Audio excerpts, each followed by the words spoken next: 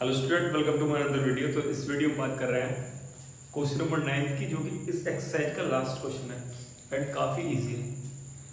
देखो, इस क्वेश्चन में बताना है कि जो आपको ये पार्ट्स दे रखे हैं, 5 पार्ट दे रखे हैं, इन पांचों पार्ट में आपको बताना है कि कौन सा रेशनल है एंड कौन सा इरेशनल है। समझ में आ रहा है? एक बार फिर से रिविजन करा देता हूँ। रेशनल नंबर्स क्या होते हैं? जो कि कंप्लीटली टर्मिनेट हो जाते हैं, ठीक है, एंड जो टर्मिनेट नहीं होते हैं वो रिपीट करते हैं। एंड इरेशनल नंबर्स क्या होते हैं? जो कि टर्मिनेट नहीं होते, ना ही रिपीट करते हैं। समझ में रहा है? एंड रूट के अंदर कभी भी परफेक्ट स्क्वायर इरेशनल नहीं होगा। रूट के अंदर ऐसी कोई वैल्यू जो कि परफेक्ट स्क्वायर नहीं है तो वो इरेशनल होगी, नहीं तो रेशनल हो जाएगी। समझ में रहा है? चलो सॉल्यूशन करते हैं इसका।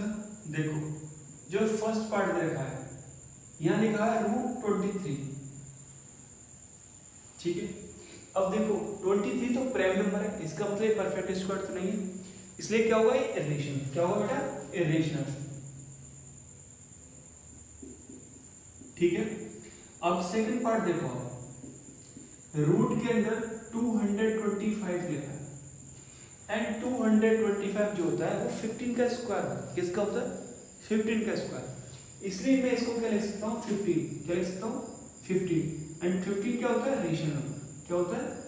रेशनल नंबर, ठीक है। आते थर्ड पार्ट।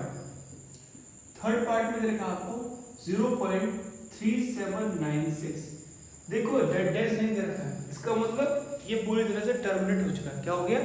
टर्मिनेटिंग डेसिमल है। और जितने भी टर्मिनेटिंग डेसिमल्स होते हैं सब रेशनल नंबर होते हैं, ठीक है। तो यहाँ लिख दिया रेशनल नंबर।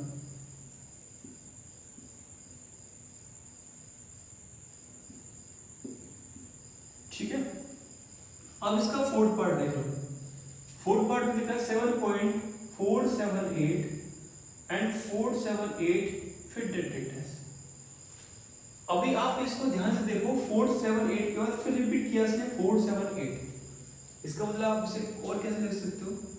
7.478 पे पार।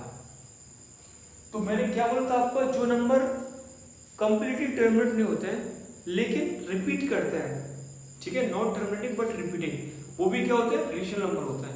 तो ये भी क्या होगा बेटा? रेशनल नंबर, रेशनल, ठीक है। अब आते हैं इसका लास्ट पार्ट, फिफ्थ। 1.10 100 100 100 11234 टेट्रेटेस। अब देखो इस वाले नंबर को, आप देखो ना तो ये टर्मिनेट है क्योंकि टेट्रेटेस लिखा है, और ना ही ये रिपीट कर रहा है। देखो 1 के बाद पहले एक 0 थी, फिर बना गया, फिर 00 फिर बनाया, फिर 000 फिर बनाया, यहाँ पे 4 0 फिर बना रहा है। इसका मतलब ये ना तो टर्मिनेट है और ना ही रिपीट कर रहा है, इसलिए क्या होगा? इरेशनल।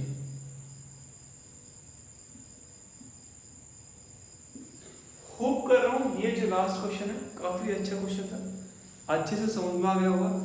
रेशनल और इरेशनल का जितना भी डाउट था, अब होप कर रहा हूँ आपके दिमाग से अच्छे तरीके से निकल गया होगा।